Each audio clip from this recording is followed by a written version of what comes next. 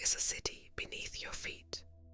Not here, not exactly, but somewhere in the heart of this continent, under the grass and the highways and the parking lots. The bones of something extraordinary are sleeping. 1,000 years ago, more people lived here than in London, than in Paris. They built mountains with their bare hands. They read the stars. They traded with half a continent. And then they were gone, and the world forgot they had ever existed. Tonight, we remember.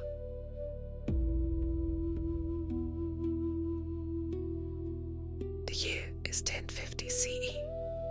In Europe, William the Conqueror has not yet invaded England. The Crusades have not yet begun. Notre Dame Cathedral is not yet built. And here, in the heart of North America, on the fertile floodplain of the Mississippi River, something extraordinary is happening. A city is being born.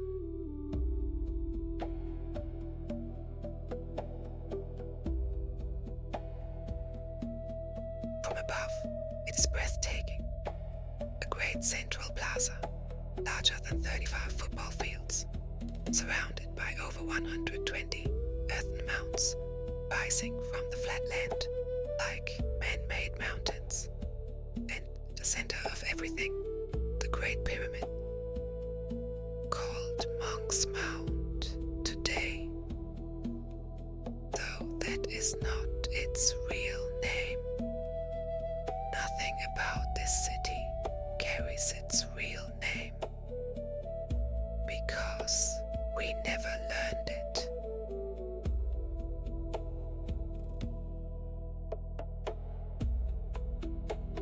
Monk's Mound. It covers 15 acres at its base. It rises 100 feet into a sky in 3 great terraces.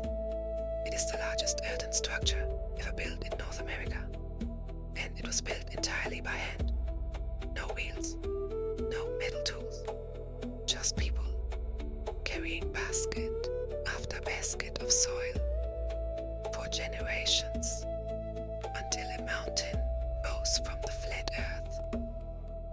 Until the year 1867, it was the tallest man-made structure in what is now the United States.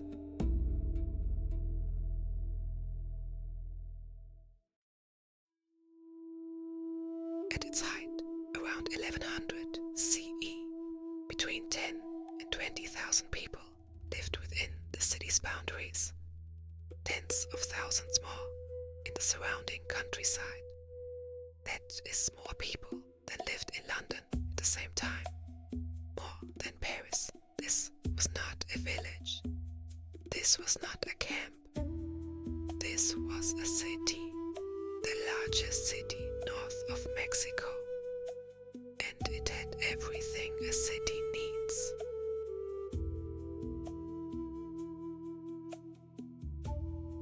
Trade routes stretched thousands of miles.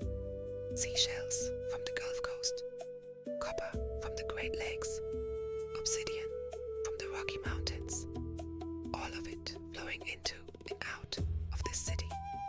There was a solar calendar made of wooden poles, precisely aligned to mark the solstices and equinoxes. There were ball courts for a game called Chunky.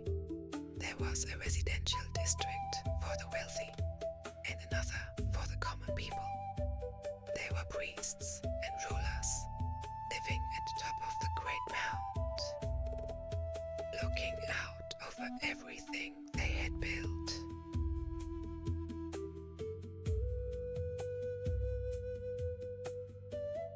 This city had faith, it had ceremony, it had ritual and meaning woven into every stone and every mound.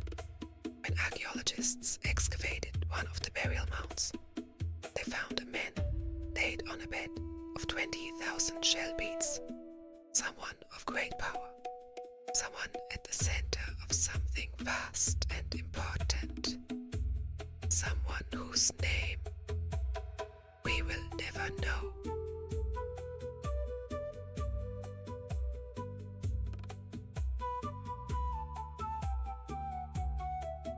But something begins to change. Around 1160 CE, the people of Cahokia do something they had never done before. They build a wall, a palisade 2 miles long, constructed from 15,000 logs, encircling the city's ceremonial heart, with bastions, watchtowers, places for archers. A city that was once open to the world is now fortifying itself against something or someone. We don't know what.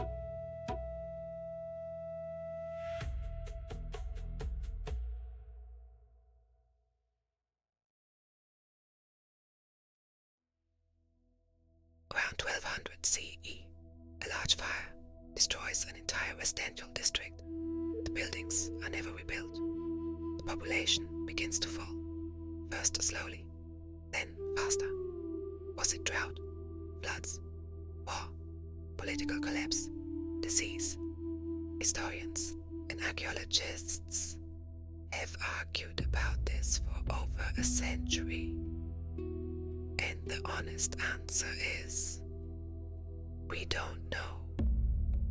We simply don't know.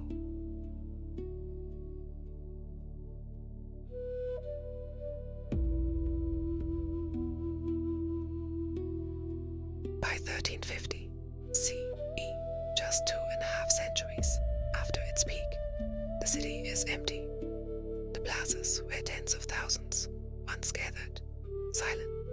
The mounds, still standing, but hollow of meaning. The trade routes, abandoned. The people, gone. Dispersed across the continent. Absorbed into other peoples and other places.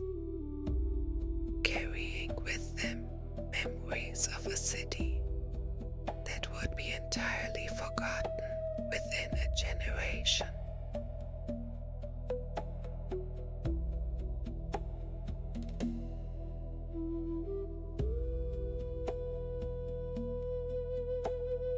When European settlers arrived in the 1800s, they found the mounds, and they could not explain them.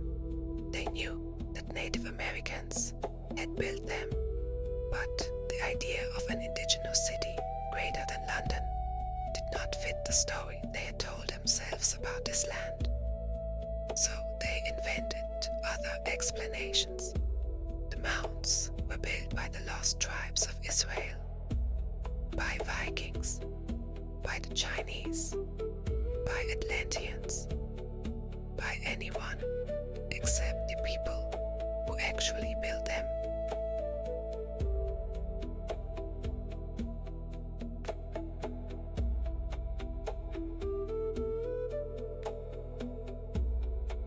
Today, archaeologists are slowly piecing together the truth. Every season brings new discoveries.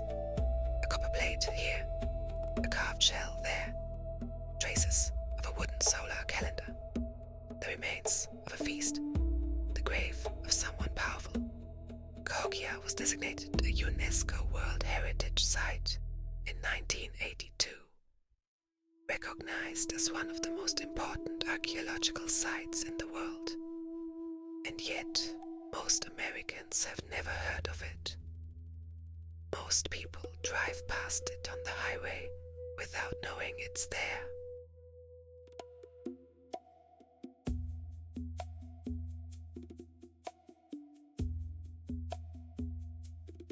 If you stand at the base of Monk's Mound today and look up at what these people built, with nothing but their hands and baskets of earth, you feel something, a scale, a weight, a presence. This mound has stood here for 1,000 years. It has outlasted the city that built it. It has outlasted the memory of the people who raised it. And it still stands, patient, silent, waiting to be understood. We know so little about who they were.